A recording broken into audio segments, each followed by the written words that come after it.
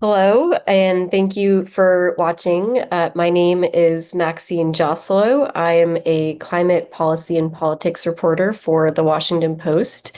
And for our conversation today, I will be speaking with Dr. Sheila Foster, who is a tenured professor of climate at the Climate School at Columbia and an affiliated faculty member at Columbia Law School. Professor Foster is a leading scholar of environmental and climate justice. She's known for her numerous books in this field, and I'm really excited to ask her all about how climate and democracy intersect, particularly how, with more extreme weather events, with resource scarcity, climate change is no longer a future threat, but a current one for democracies and societies around the planet. So, Sheila, thanks so much for joining me. Thank you. It's great to be here, and I'm looking forward to our conversation. Likewise. So I'm going to dive right into it. Um, Sheila, if I may call you Sheila and Of not course. Foster. My first question for you was, what are the most immediate needs and climate challenges facing democracies today? Sure. So that's a big question, only because there are different kinds of democracies. But I think that we can speak generally here about the impact of climate change on societies, and democracies at base are societies. And I think we see a number of immediate needs and challenges, and you've mentioned some of them, which is food and water scarcity and security, conflicts that are going to and have already resulted from that scarcity. Certainly, we see migration and displacement, and that is related to democracy because, in some cases, we're going to see entire nation states, small island states, disappear, right? And have to relocate and reconstitute their democracies. I think there are also, even for the most established democracies like ours, there are real challenges to the democratic process, to the policy-making process. There's policy capture by interests that are adverse to, taking action on climate change. There's money in our politics, and so there's a danger of, money speaking louder than our voices. I think our democracy depends on science and the free flow of information and science being available and scientists being respected. And I think that's under stress. And then lastly, civic participation. I think that we have to have a democracy where people feel like they can make their voices heard at the polls, but also in their communities and with the governments that are closest to them. Absolutely. And I'm really glad that you brought up in response to the question about the most immediate needs that are facing democracies today, this idea that low-lying island countries are really on the front lines of climate change and really face immediate existential threats from climate change impacts and increasing disasters. I was just at the UN Climate Change Conference in Baku, Azerbaijan, and a lot of the delegates and negotiators from those low-lying vulnerable countries had really heart-wrenching stories to share about how they and their society and their democracy are really trying to pursue very costly adaptation projects for making sure that their cities aren't underwater completely in the next several decades because of rising sea levels. To follow up on what you were just saying, Sheila, I did want to ask a sort of solution-oriented question, which was, how do you think democratic governments should balance the need for immediate resource consumption with the imperative for sustainable practices? How can they balance that sort of trade-off or push and pull? The way I think about it is balancing stability with the imperative of the need for a transition, right, to a more sustainable society. So, for instance, we may need government subsidies to help with that transition and to stabilize the way we live now. And so, for instance, we need certain goods and services to live and to thrive. Energy and electricity, for instance, in certain parts of the world, fuel to cook. right? In the absence of electricity, there are large parts of, sub-Saharan Africa that are not on the grid. We need transportation, right? And we depend on those things being reliable. We depend on, turning on our computer and it working, having phone service, et cetera. So one of the things that government exists for is to stabilize, right, those goods and services being delivered to us. At the same time, we're asking for a sustainable transition away from fossil fuels, for instance, away from the the fuels and the minerals that actually create those goods and services for us. So I do think it's a matter of balancing, again, the imperative of a transition with the economics of what it means to destabilize the way in which we receive our goods and services. So, for instance, who pays for that? Right? What are the costs of that transition? And the costs aren't just economic, they're also social. There are going to be groups and communities that not only will be left behind, but arguably are being left behind. They could be workers in the fossil fuel industry. They could be low income households that, as people are putting solar on their rooftops or are adapting, elevating their houses, et cetera, they can't, right? They can't buy the most efficient appliances. Their energy burden, their bills are going to go up. And so I do think balancing the kind of economics, the equity, and the sustainability needs are what democratic governments not only have to think about, but I think they are dealing with this. And we see that in the policy arena and as well as at, COP and other places where nation states and democracies are thinking about these and negotiating that transition. Absolutely. And Sheila, I recently, or within the last year, heard for the first time the term greenlash, this idea of backlash against climate policies that we've seen, particularly in democracies in Europe, where people have revolted against, particularly farmers have revolted against what they see as overly burdensome climate rules for their industry.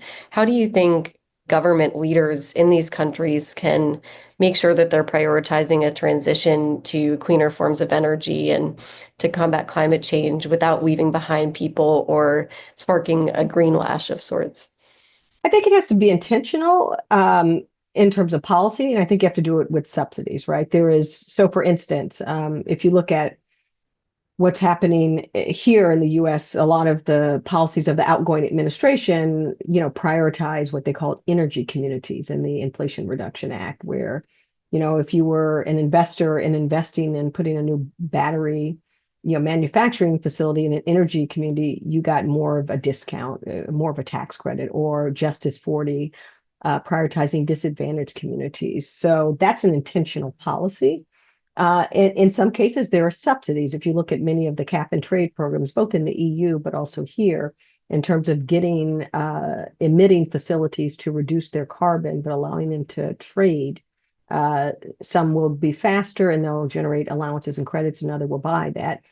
Those systems are here in the US too. Well, the money that's made from the sale of those allowances, many governments are taking that money and investing it, giving low income households assistance with their energy bills, helping them in the transition, or investing that in infrastructure in so-called disadvantaged communities. So I think that's right. You can't just impose a transition that we know is going to be costly without helping the most vulnerable populations, whether they're workers, farmers, or, disinvested communities or rural communities struggle, right, to participate. You will get a green lash. Yeah. And President Joe Biden has made environmental justice really a cornerstone of his environmental policy. I think in the first week of taking office, he signed an executive order that created that initiative you just referenced, Justice 40, which seeks to steer at least 40% of the benefits of federal investments in climate and clean energy projects to those communities that have been historically disproportionately burdened by pollution. How do you think this now outgoing lame duck administration has done with those efforts looking back over the last 4 years? And then I'll follow up with a question that's more forward looking to the next 4 years. Sure. I think if you consider the perspective of those communities and the nonprofits that have been working on justice issues, environmental justice, and I've worked on that issue throughout my career, I think they would say it's been a transformative administration in terms of the resources, not just in terms of the recognition. President Clinton first signed an executive order on environmental justice, and there were certainly efforts in other administrations to promote environmental justice. But the Justice 40 initiative, which directed 40% of the investments from the Inflation Reduction Act, what might be considered our climate bill, in the infrastructure, the bipartisan infrastructure law to disadvantaged communities, including tribes and energy communities, that funneled through the agencies, through many programs set up in the federal agencies, hundreds of millions of dollars to communities that have absolutely been starved of investment. From exchanging out lead pipes to putting cleaner school buses in those communities, to investing in green infrastructure where we know that they're most vulnerable to heat island, for actually to helping them adapt. So I do think it's been transformative for sure. Unfortunately, it will also be short-lived. And that's a good segue to my next forward-looking question, which is about the incoming Trump administration and what that might mean for the Biden administration's environmental justice efforts and agenda. It's really something that the Biden team has tried to embed across the federal government. So it sort of seems like something that might be difficult to completely unwind. But what are your thoughts on that and in the future of those efforts? Yeah, it's a good question. So I think there is a push to undo. So there's been some consternation from parts of Congress, from the Appropriations Committee. There was a letter sent out complaining that some of the money from the IRA was going to woke organizations or environmental justice, and really kind of pushing back politically. But I think there's the more practical question which you've raised, which, okay, so we have a piece of legislation, well, actually two, the IRA and also the Infrastructure Act, which does allocate money in some, cases that is directed towards these communities. And I think that if that money is already out there and allocated or spent, there's nothing that can be done about that. There is money that is going from the agencies, over 19 federal agencies, to through specific programs that were set up under Justice 40 to these communities. Much of that money has been allocated, but not all of it. And not all of it has even been appropriated yet, because I think some of it goes through 2027. So the agencies may not have even gotten it yet. That money can be clawed back by the administration. Now, there is something called the Impoundment Act that is supposed to prevent presidents from, clawing back congressional appropriation based on a separation of powers idea that, Congress appropriates and the president has to enforce and implement that in.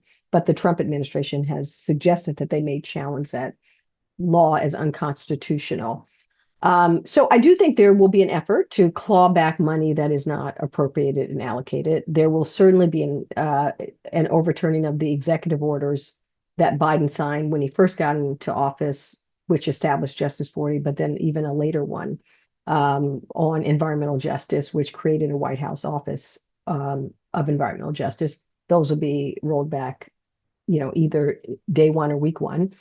And I think there will be a retrenchment in enforcement on environmental justice at the EPA. This EPA has been quite aggressive in terms of climate regulations for emitters, for polluting facilities, for vehicle emissions, et cetera.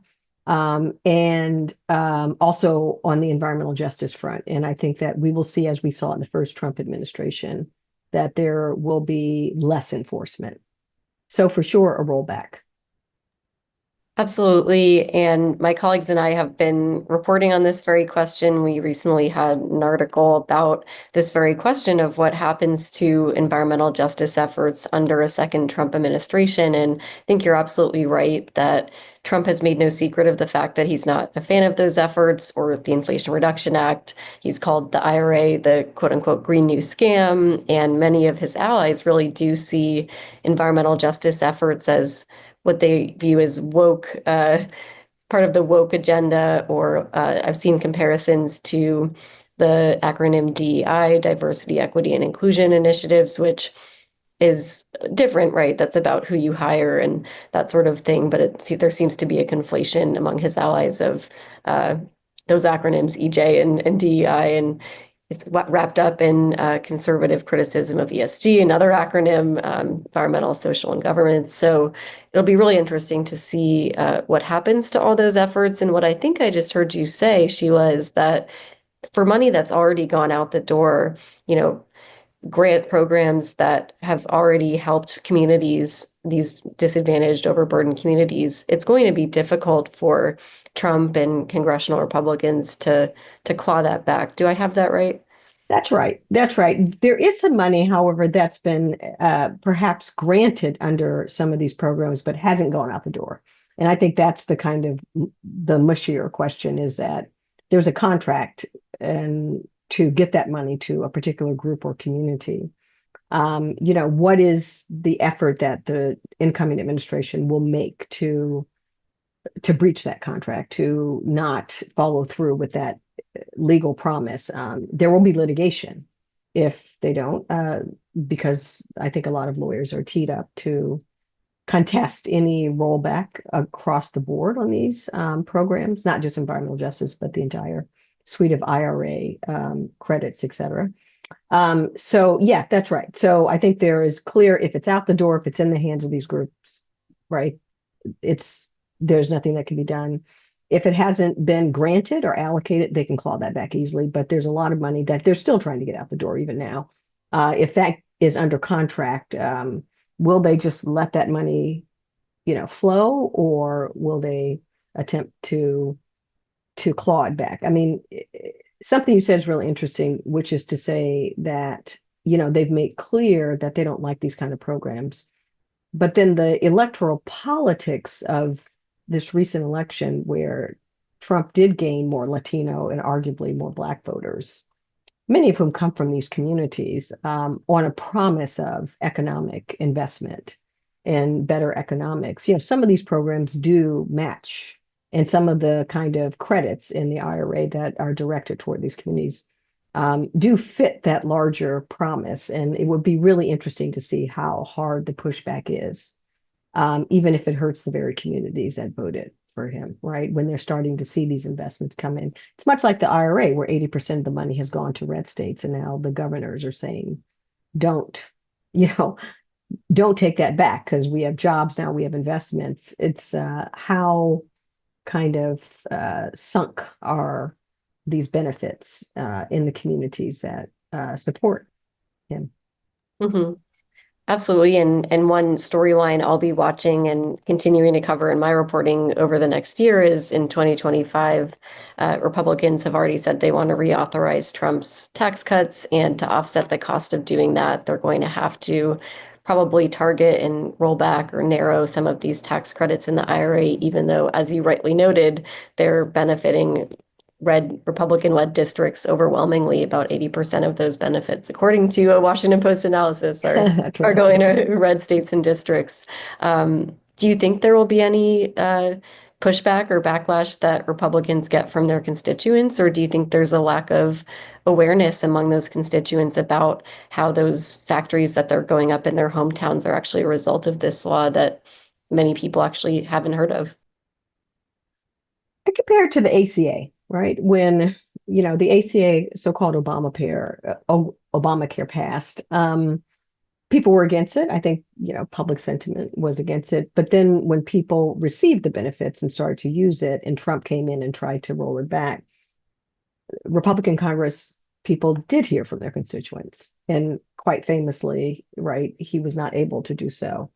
And there may be something very similar at work here, right? Because one of certainly the conventional political wisdom is that these laws that were passed and put in place by Biden and that are, funneling lots of benefits to areas of the country that are Trump areas, let's say, that they really hadn't had time to sink in for people to feel their effects. And that's why people still felt that that the Biden economy was not benefiting them.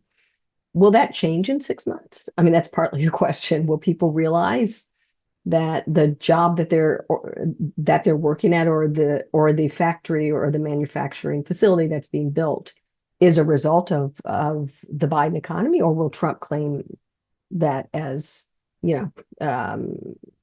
his doing? I don't know. I suspect that there will be a backlash. I suspect that, and maybe not from those constituencies, but maybe from the private investors and companies that are actually the recipients of these credits, along with the Congress people in those districts. But I think it'll be interesting to watch. I agree, and I'm sure we'll both be watching with interest as this plays out. This is all fascinating. I could talk about the politics of the IRA all day, but I want to move on to another big topic of discussion, which is climate-fueled extreme weather and the rise in intensity and frequency of these events because of climate change. Just this year in the United States, we had a historically active Atlantic hurricane season. We had Hurricane Helene really devastate much of the Southeast, especially Western North Carolina. We had Hurricane Milton shortly thereafter devastate much of Florida. And we're seeing this around the globe in democracies and in non-democratic countries alike. No country is immune from climate change fueled extreme weather disasters. The question I wanted to pose to you is, with this rise in disasters, how can the US government and other governments ensure that when they're responding to these disasters, they're doing so in a way that is equitable and that reflects democratic values and that doesn't leave anyone behind? Yeah, I think it's a really important question because part of the challenge is not knowing which communities will be hit next.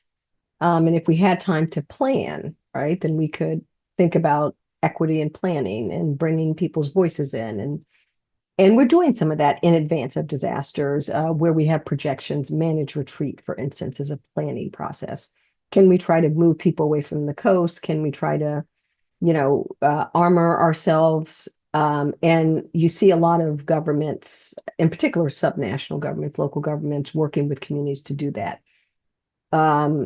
And we also see post-disaster, right? Buyouts. FEMA buys out houses and communities that are severely damaged and where we don't want people to rebuild. And we do see in those buyouts that there's a lot of inequity, right? Both because the value of some people's home because of redlining and past disinvested practices or segregation isn't worth as much. And so the most vulnerable people are taking that money, forced to take it, and then moving to areas that are not safer climate-wise and that are even more socially vulnerable and more racially segregated. But this question of a disaster happens and how do we respond immediately and how do we do that equitably, is really, I think, a question of resources. I think what we're going to see and what we are seeing, and we saw that in the last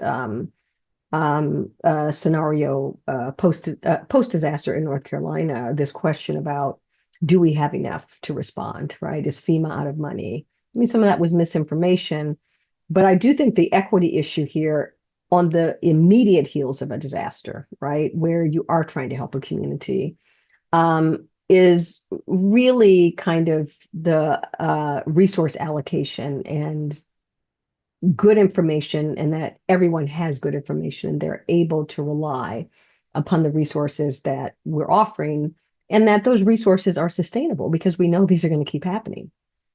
And one of, I think, so if you look at the literature, the social science on disasters, we know that there is an inequity in the distribution of resources for armoring, for being adaptive, for if there is going to be a storm, that people are able to be resilient. There's, higher income people have more access to those resources. Renters may not, homeowners do. So again, I think we need intentional policies. And one example before I end is that, with buyouts, FEMA has a formula that was criticized for determining how much a household homeowner gets in a buyout. And one of the reasons it was criticized is because it does result in inequities based on legacy effects of past housing discrimination. And so FEMA worked hard to change that, right? Formula. So it's policies and intentional policies like that, I think, that will make the difference in how we respond to disasters and how we use the limited resources that we have. Yeah, absolutely. Really great points about the inequities that are sort of baked into our country's disaster response system and the difficulty of moving through bureaucracy to make those changes to make it more equitable.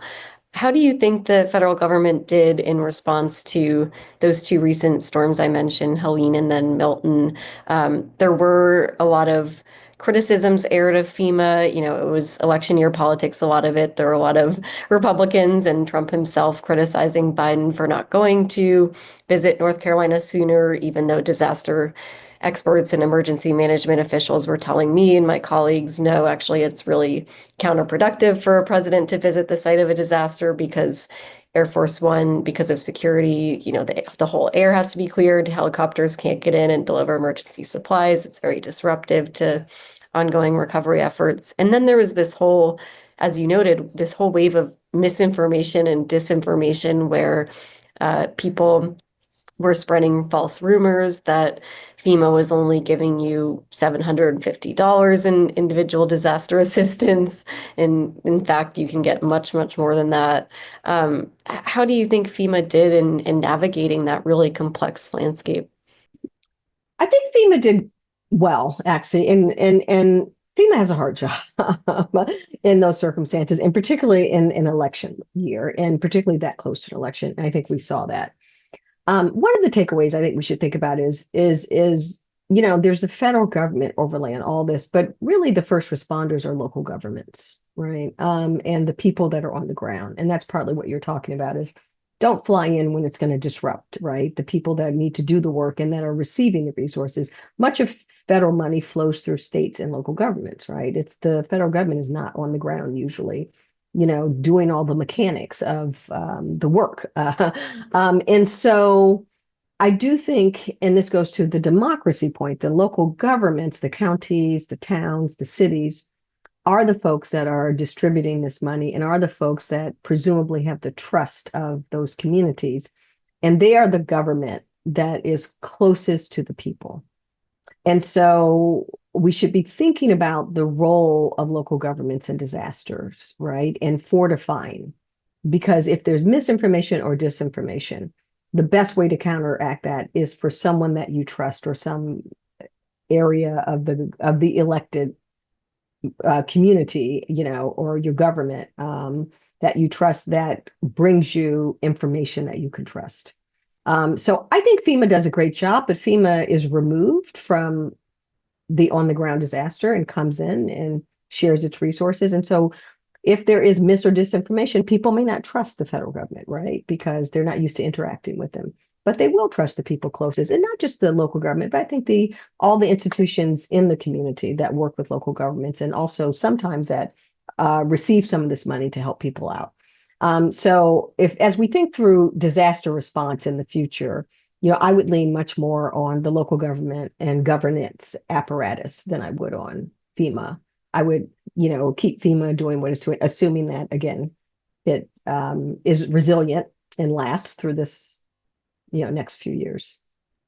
Yeah, that's a great point and a great reminder that it really is the state and local governments leading on disaster response, just like with a number of other issues. Sometimes people, I think, don't realize just how much local and state governments do, and they think it's the federal government doing everything. But Insurance policy is set by the states. So many things are set at the state level. In the climate policy space, building codes for energy efficiency and things like that. Absolutely. So that was a great reminder for folks watching about the importance of those state and local officials who don't get as much love all the time.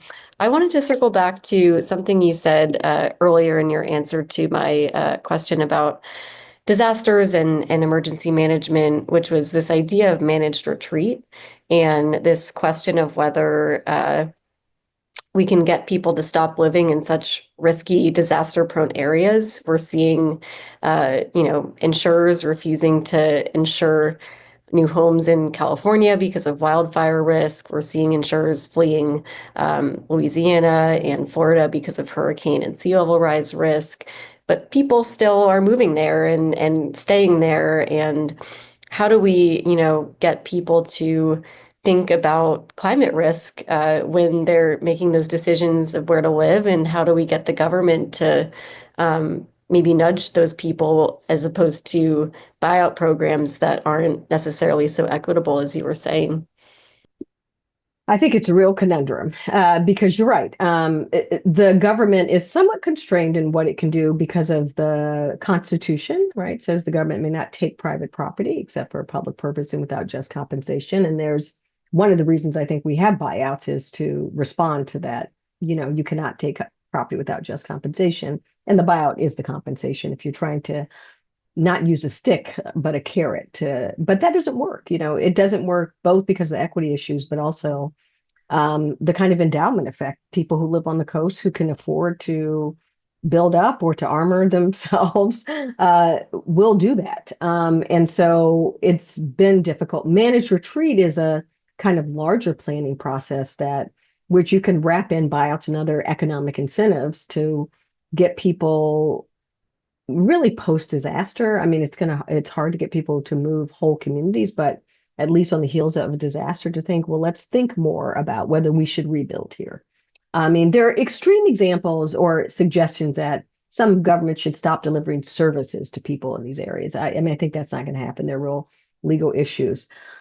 But coming back to your point, there are real market headwinds here for people who want to stay on the coast. One is insurance, but the other is what we see in places like Miami, where kind of climate change is inverting property values so that the property values of homes on the coast are really going down. And those folks are moving inland to places like Little Haiti that raises some equity and justice issues because those areas are being kind of gentrified and people are being displaced, but they're making those areas more valuable. And so people are engaging in adaptive behavior by I'm losing my equity in my house, so let me flee, let me sell and get out and find someplace else. And I think we'll see that kind of migration in certain areas that are climate havens that will happen to sometimes whole cities. Buffalo, for instance, people talk about those as receiving cities.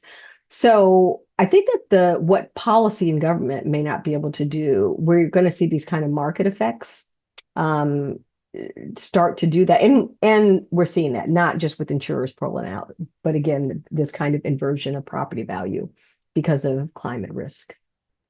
Yeah, and this whole phrase climate haven, do we need to retire that phrase? Is nowhere safe? And people were talking about Asheville, North Carolina as a climate That's haven, and mhm. then Helene really it heavily impacted that city with flooding. So I did want to ask, resilience is a word that comes up a lot in conversations about adaptation and adapting to our new era of extreme weather.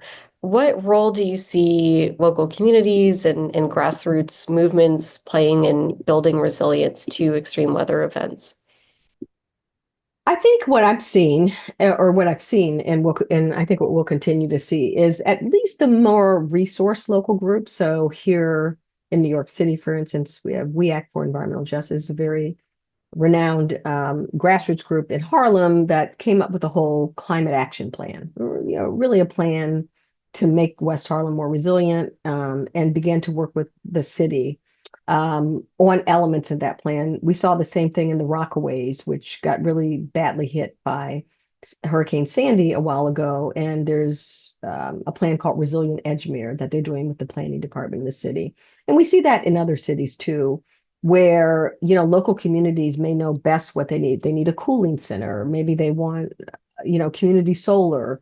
Or in the case of West Harlem, they propose a microgrid that would, pull the excess energy from the solar panels that the city requires on public buildings, public hospital, and the public university into West Harlem, where they'd put some of those microgrids on top of public housing. So really unique resiliency plan to help them be more resilient.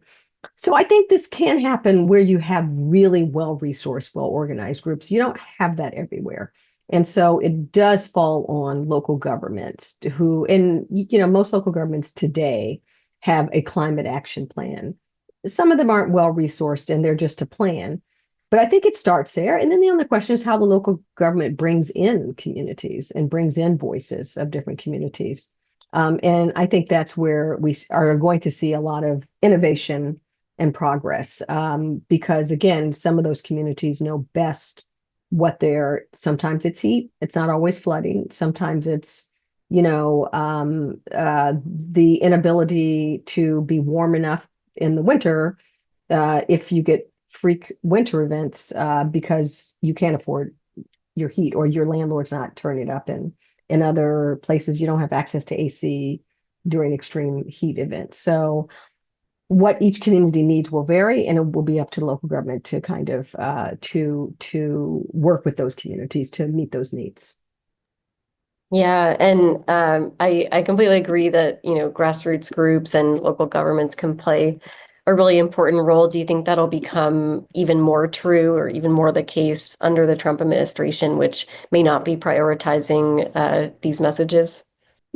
Yes, I think we're going to see, in some ways, we've been here before, right? In the last Trump administration, a couple things happened.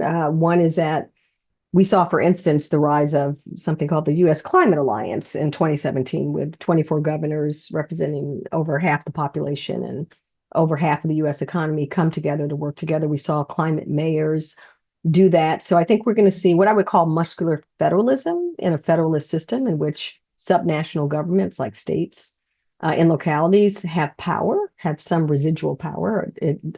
It all doesn't rest at the federal government level. They're going to take that and collectively act and do what they can. And so I think we'll continue to see that, and that'll be ramped up as it was, in 2017. And we see it, of course, internationally with C40, the 100 largest cities, taking climate action, and the global covenant of mayors representing over 13,000 local governments from 6 continents. So they're all setting goals, they're all reducing greenhouse gases, they're all attracting private financing. Michael Bloomberg co-chairs a couple of these groups. So I think we are going to see that ramped up once again, for sure.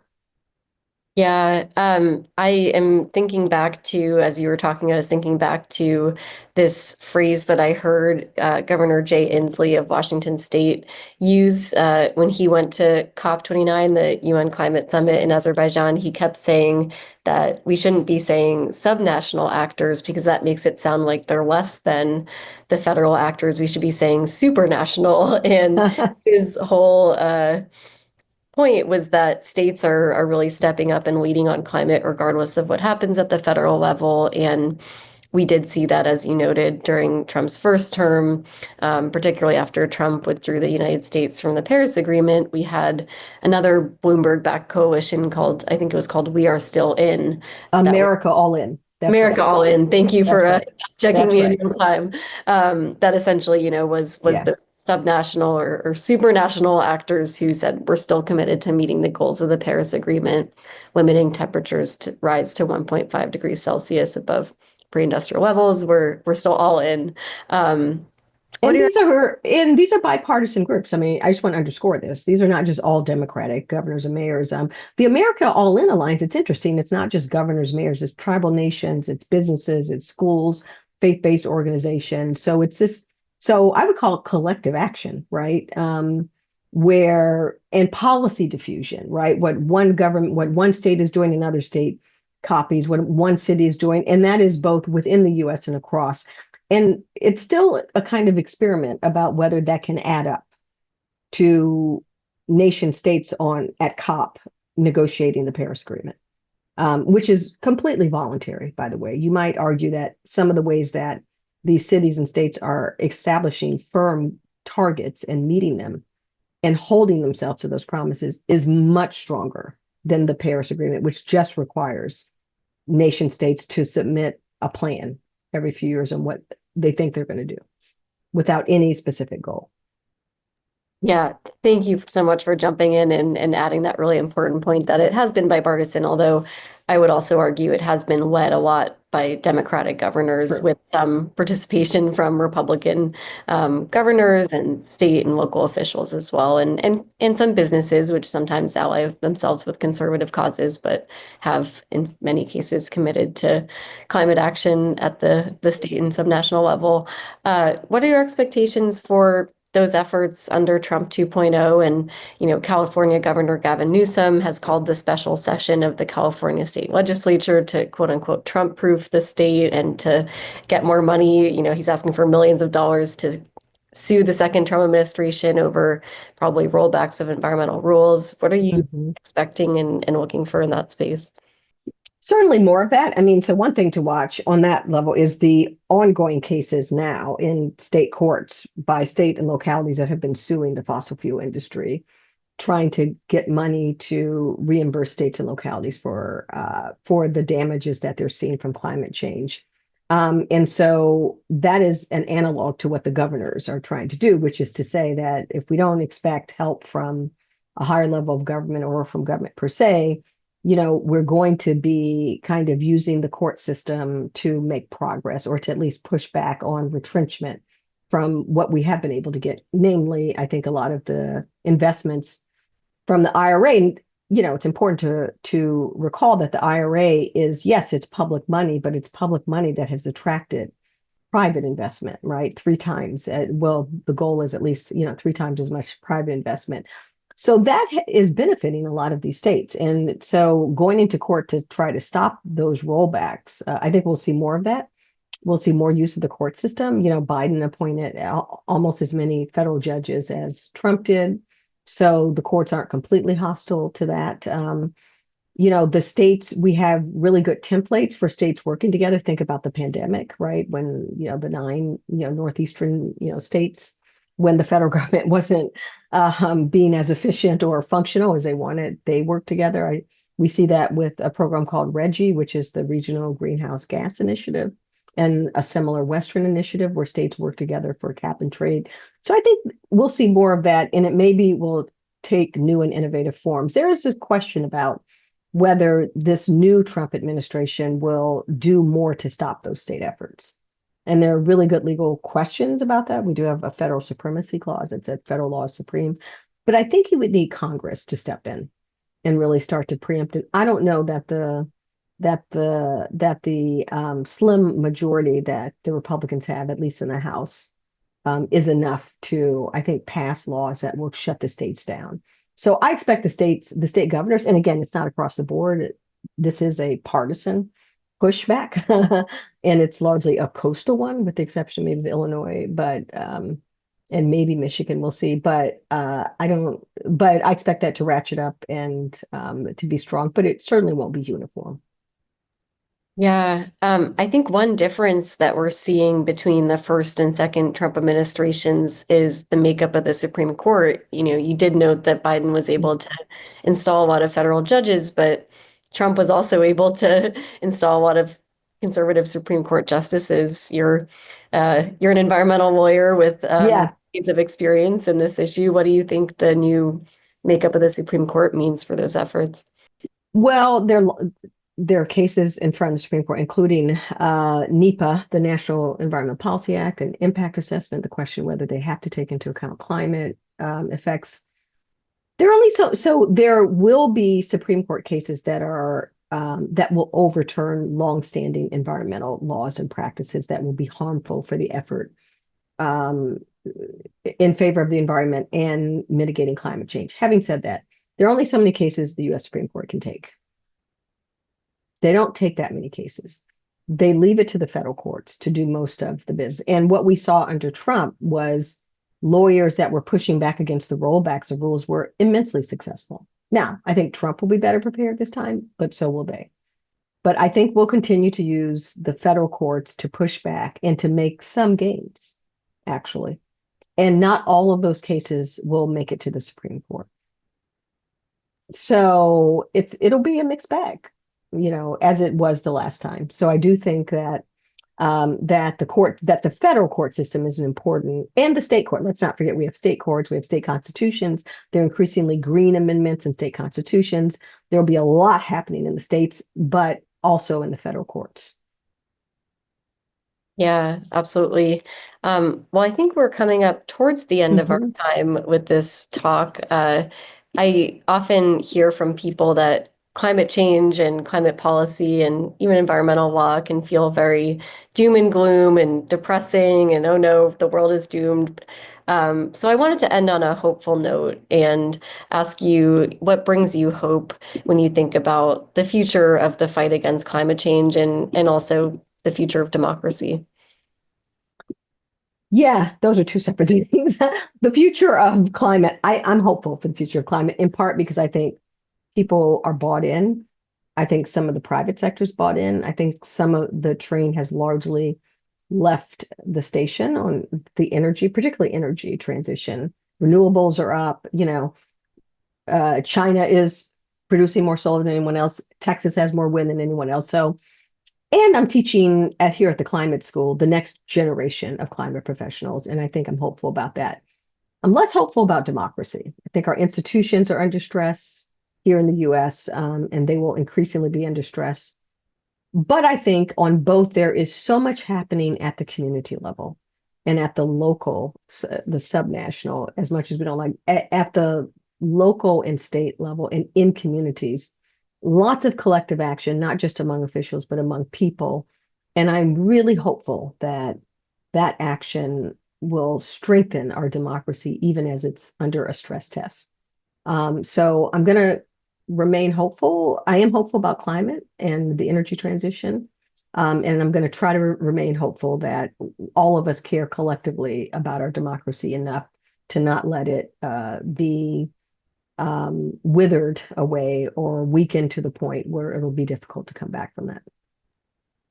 Yeah, well, that was two really separate questions, as you noted, about hope about climate and democracy. But thank you so much for taking a stab at both of them. I think one thing that brings me hope, just to share my answer to this question, is at least on the climate front, market forces really do seem to be pushing the world and the country in the direction of clean energy, regardless of what happens with policy decisions by the federal or state or local Mhm. actors.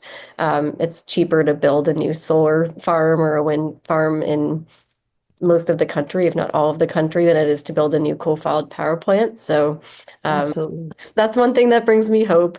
Um, Sheila, thank you so much for joining me for this conversation. It's been really fascinating and enjoyable to talk to you, and hopefully enlightening for everyone watching online as well. So thank you so much. And thank you so much for doing this. You were a wonderful interlocutor. Thank you.